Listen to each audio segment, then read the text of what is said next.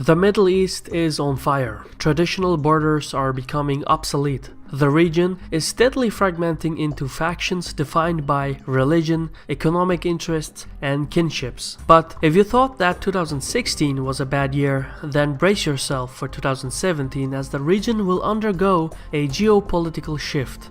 My name is Shirvan and welcome to Caspian Report. If you want to help our channel grow, please visit patreon.com/Caspian Report for more information. We begin our analysis in the heart of the Middle East, Jerusalem. The election of Trump and the fact that the Republicans control the legislative and executive branches of the American government means that Israel has more options to pursue its interests without a political fallout. However, 2017 will be a tense year for the region. Both the Israelis and the Palestinians will prepare for a possible new conflict in June 2017, which will mark the 50-year anniversary of the Six-Day War. Usually, symbolic dates are followed by equally symbolic gestures. Some top officials within the ruling Fatah party have suggested that June 6th marks the deadline for the diplomatic talks. If no agreement is reached, Palestinian leaders may declare independence and try to secure a UN majority, including support from the Security Council. President Trump is likely to veto such an act. Therefore, some Palestinian officials are calling for more action. More specifically, they call for an armed intifada of independence if the anniversary deadline passes. The Palestinian President Abbas is still committed to the ongoing diplomatic negotiations, which focuses on the basis of the 1967 borders with East Jerusalem as the capital of a Palestinian state. However, Abbas is increasingly isolated within his party. Ultimately, he may have no choice but to move towards a unilateral declaration of statehood in June 2017. Since Trump's administration is likely to veto an independent Palestine, a violent revolt will remain a realistic possibility.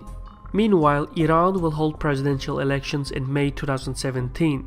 A major topic in the elections will be the nuclear agreement. The current framework restricts Tehran's nuclear weapons program by limiting the production of fissile material. In exchange, a part of the economic sanctions against Iran was lifted. At the present, the European Union, which is a signatory to the treaty, must amend its sanctions through unanimous vote. Meanwhile, the United States can change the sanctions by an executive order. This makes Washington the most decisive factor in the agreement. Both Trump as well as Iranian hardline politicians have criticized the current deal. Technically, everything can happen. Yet, many nations have come to rely on the deal in order to do business with Iran. For instance, multinational companies such as Airbus and Total are seeking to invest billions of dollars in the country. Any major disruption in the current arrangement would upset regional countries as well as the European states and multinational companies.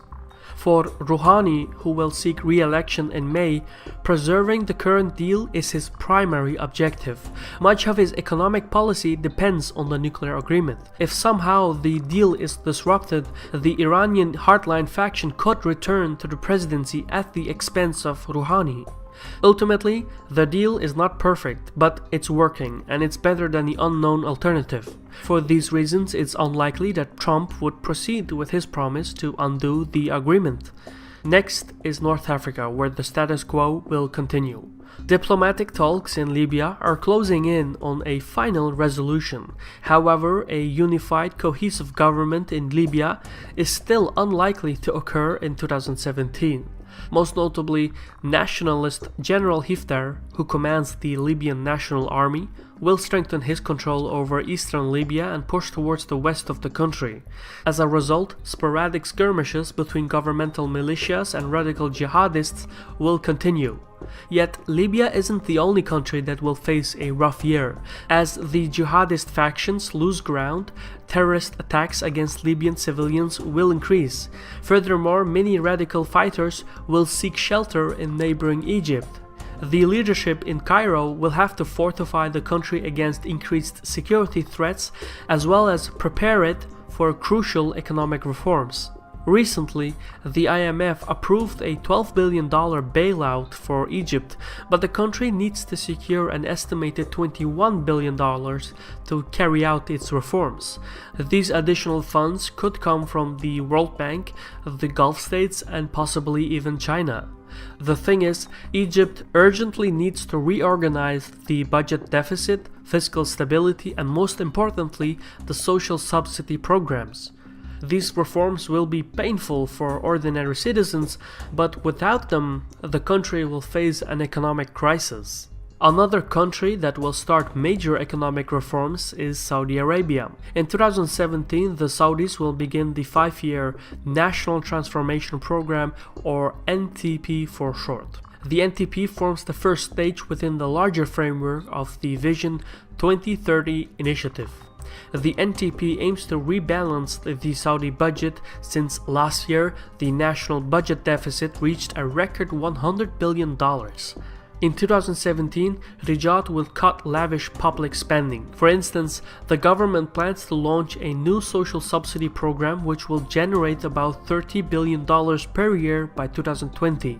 Furthermore, Riyadh will seek to accelerate privatization. For example, in 2017, Saudi Aramco will prepare an estimated 5% of the company to a public offering, which will take place in 2018. The NTP also seeks to decrease unemployment and improve the domestic industrial military complex. Yet, as ambitious as the plan is, in 2017, little tangible process will be reached. Still, however, for the Saudis, the NTP and the larger Vision 2030 reforms are groundbreaking. For Riyadh, finances will not be the only source of worries. The ongoing war in Yemen is causing a rift between Saudi Arabia and the United Arab Emirates.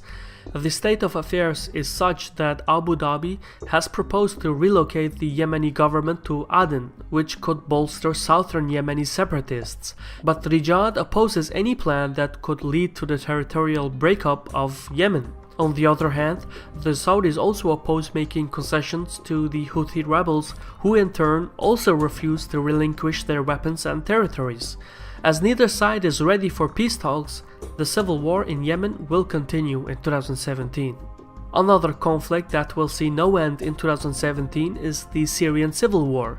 However, to understand the evolution of the war, we need to examine Turkey. Last year, the Turkish leadership launched military operations in Syria, and the intervention aims to combat Syrian Kurdish forces as well as ISIS.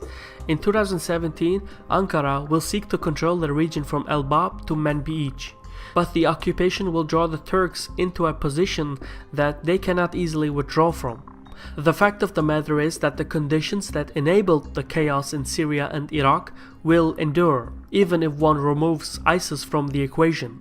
Meaning, a post-ISIS region will see the rise of numerous factions that cannot defeat each other. As a result, Ankara will step up its game and claim a safe zone in Syria. Erdogan is unlikely to receive international endorsement for his plan, however he could pursue it anyway and carve out a security parameter in northern Syria. Following this, Turkey could also construct temporary housing and shelter for refugees in order to gain international legitimacy. In preparation for such an objective, Erdogan will closely cooperate with his Russian and American counterparts. At this point, such a scenario is difficult to imagine and justify. It may not even happen in 2017, but it will certainly occur within a few years. From Turkish perspective, it's becoming increasingly harder to stay out of Syrian and Iraqi affairs since Turkey hosts nearly 3 million refugees from these countries. And from the local point of view, a Sunni Turkey is preferable over a Shia Iran as the patron of the region. As the leadership in Ankara adapts a more assertive geopolitical policy, Turkish and Iranian policymakers will collide and seek to undermine one another by exploiting the ethno-sectarian balance in Beirut, Damascus, and Baghdad.